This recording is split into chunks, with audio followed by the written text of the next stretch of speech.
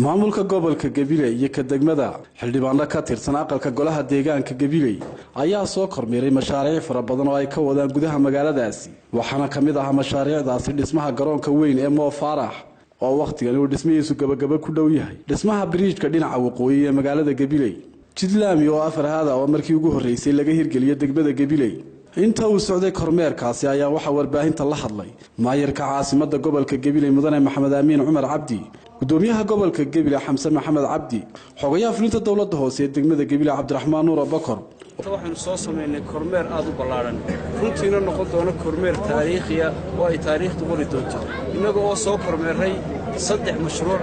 oo waaweyn oo dawladda hoose ay ka fulinayso degmada Gabiley runtii mashaariicdanu waa mashaariic aad u ballaaran marka loo eego dhaqaalaha ku baxaya koob marka loo eego qiimaha ay bulshada ugu fadhiyaan mashaariicdan waa mashaariic qiimo ballaaran ugu fadhida bulshada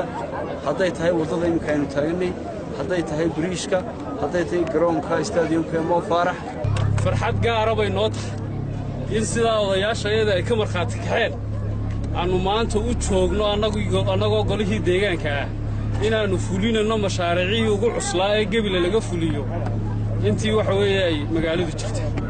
afarta mashruuc aynu maanta soo marnay waxay ku dhow yihiin lacag 1 milyan oo dollar sharaf bay noo tahay inaanu 1 milyan oo dollar magaalada dhexdeedii gelinay oo wax ka tarasa maanta iyo mustaqbalka dadii u weyneeda ay Gabiley yeelato waa afarhaad runtii waa wax qabad muuqda oo wadadii kaliya ahayd ee runtii baaqiga u ahayd gobolka waa afarhaad ahayd ayaa maanta golaha deegaanku waxa uu samaynayaa waa waddo aad iyo aad u weyn oo waxa weeye u baahnayd in qaabka loo sameeyo mashruucan aynu u taagannahay waa waddo afarhaada oo dhex mari doonta magaalada Gabiley gudaheega iska jaamaca ilaa iyo siiradda xoolaha ayay isku xidhaysaa MCH-ka laba meelood isku xidhaysaa waana waddo aan ugu talagalnay inay kor u qaado bilicda magaalada Gabiley sidoo kalena wasiirka wasaaradda warshadaha Shucayb Maxamed Muuse wasiir ku-xigeenka amniga Maxamed Muuse Diiriye iyo agaasimaha guud ee wasaaradda isgaarsiinta ayaa mashaariicdaasi ka hadlay waxa sharaf weyn oo ah wax qiimo leh inaanu maanta gobolka Gabiley ku nimid kormeer oo aanu hadda joogno soo kormeernay mashaariic aad iyo aad u fara badan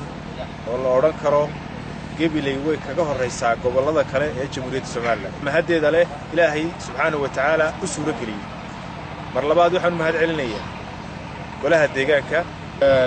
waa aragtaan shalay toole markaynu dalkeena dib u eegno ee aynu gobollada kale eegno laga soo bilaabo magaalada Ceerkaabo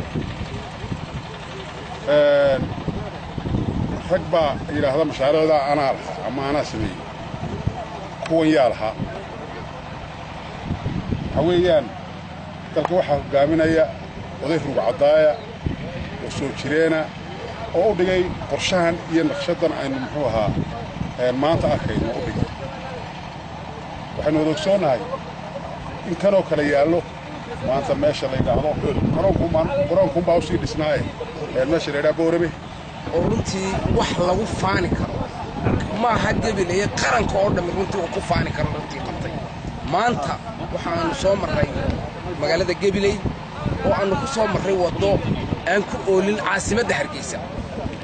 oo afarhaad ah Mukhtaar Nuux Ibraahim Hon Cable TV gobolka Gabiley